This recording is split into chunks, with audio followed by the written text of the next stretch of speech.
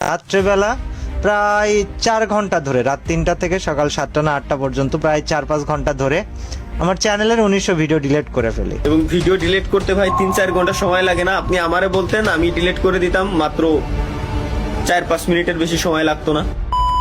এখন ছোট ভাই বড় হয়ে গেছে। হ্যাঁ ভাই, বয়স প্রায় 27 হইতে যাচ্ছে।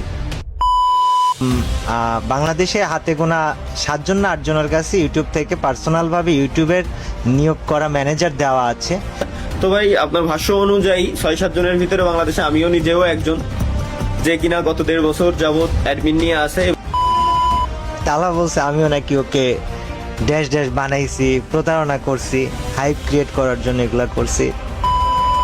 অবশেষে ইটস কাব্বু ভাইকে এক এক করে পাল্টা জবাব দিলেন গেমিং উইথ তালা ভাই। তার প্রতিটা প্রশ্নের প্রতিটা কথারই উত্তর দিলেন গেমিং উইথ তালা ভাই। তাহলে কি গেমিং উইথ তালা ভাই বুঝাতে চাচ্ছেন ইটস কাব্বু ভাই একজন ভিউ ব্যবসায়ী, ইটস কাব্বু ভাই একজন প্রতারক, ইটস কাব্বু ভাই ভিউর জন্য এগুলা করে? চলেন আপনাদেরকে এক এক করে সবকিছু জানাবো আজকের এই ভিডিওতে। আশা করি ভিডিওটা আপনারা কোনো স্কিপ না করে সম্পূর্ণ ভিডিওটা দেখবেন। এন্ড গাইজ, যারা যারা এখন আমাদের ভিডিওতে একটা লাইক করে নেয়, একটা লাইক করে চ্যানেল যদি নতুন হয়ে থাকেন অবশ্যই কিন্তু চ্যানেলটা সাবস্ক্রাইব করে পাশে থাকা বেল নোটিফিকেশনটা অন করে দিবেন। যাই হোক গাইস, কথা বেশি না বলে চলেন আমরা আমাদের ভিডিওর মেইন টপিকে চলে যাই।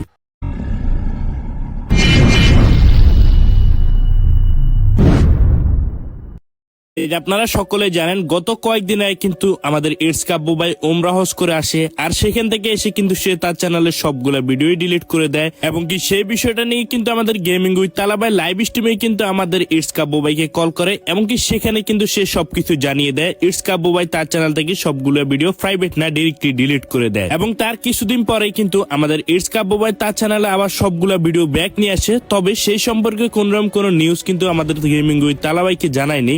আর যার কারণে কিন্তু লাইভ স্ট্রিমে থাকা অবস্থায় কিন্তু গেমিং উইথ তালা ভাইকে তার অডিয়েন্স সবাই মিলে কিন্তু কমেন্ট করতেছিল যে ইটস কাব্বু ভাই চ্যানেলে সবগুলা ভিডিও ব্যাক আনা হয়েছে। কিন্তু এই ব্যাপারে গেমিং উইথ তালা ভাই কিন্তু কোনো কিছুই জানতেন না, যার কারণে কিন্তু তিনি লাইভ স্ট্রিমে থাকা অবস্থায় ডিরেক্টলি কিন্তু আমাদের ইটস কাব্বু ভাই চ্যানেল চেক করে, এবং কি সেখানে কিন্তু দেখতে পায় ইটস কাব্বু ভাই চ্যানেলে সবগুলা ভিডিও ব্যাক আনা হয়েছে। তারপরে কিন্তু তিনি ইটস কাব্বু ভাইকে অনেক কথাই লাইভ স্ট্রিমে বলেন। চলেন আপনাদেরকেও আমি সেই ক্লিপটা দেখাই। এটা কি বুঝলাম না। কাব্বু ভাই চ্যানেলে 1800 ভিডিও ডিলিট করে দিয়েছে। কাব্বু ভাই চ্যানেলে 1800 ভিডিও ডিলিট করে দিল। আমার কলো, আমি ইনস্ট্যান্ট কলও দিলাম যে ভাই কি দেখি হয়েছে। আমার বললো যে তাহলে 1800 ভিডিও ছিল, সব ডিলিট করে দিছি।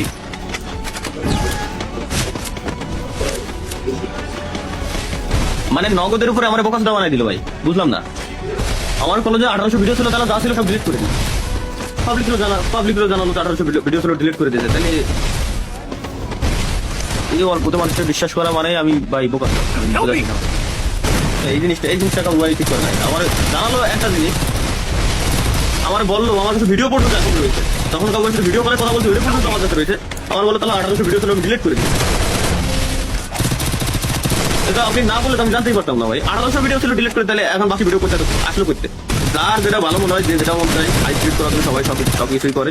সব তাহলে আমার এই কথা বানাই হইলে তালহা ওই দেখাও, এক কথার মানুষ সোজা সাপটা হিসাব ভাই।